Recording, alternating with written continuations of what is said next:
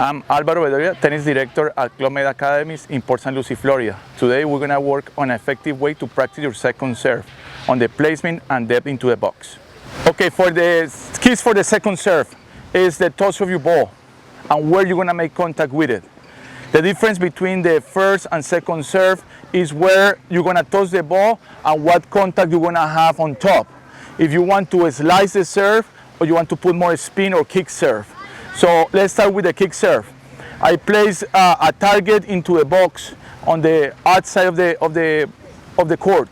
The usual contact for the first serve is around 1 o'clock on the clock right here.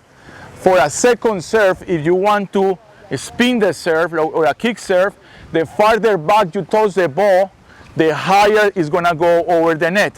The contact point is slightly below what is supposed to be a first serve. Second serve, for the kick serve, the contact point is going to be slightly over your head. The farther back you go, the more lift is going to have, and the high is going to go over the net.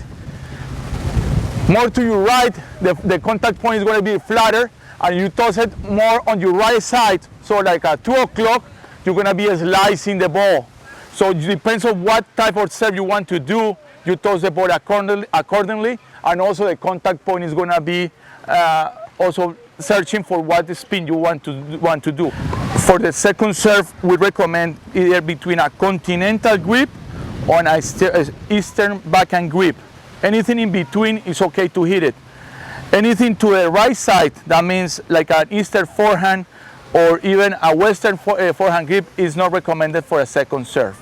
So I have in between a continental and eastern grip, and I'm going to demonstrate a kick serve.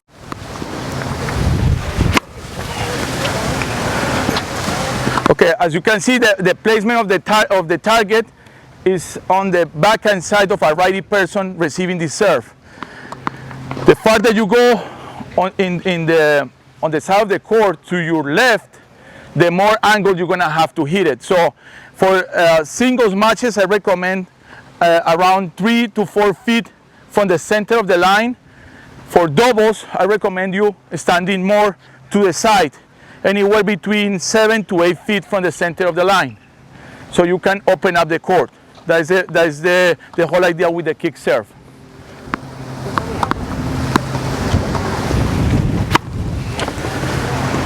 So as you can see, the height over the net and the bounce needs to be behind the bottom part of the barrier.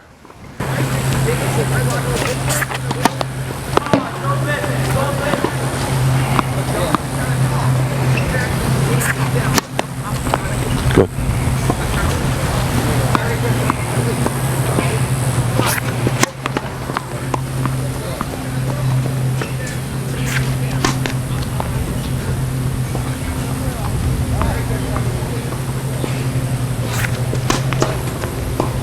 Okay, to work on this exercise with the second serve, I took the top part of the barrier out and I left the bottom part in.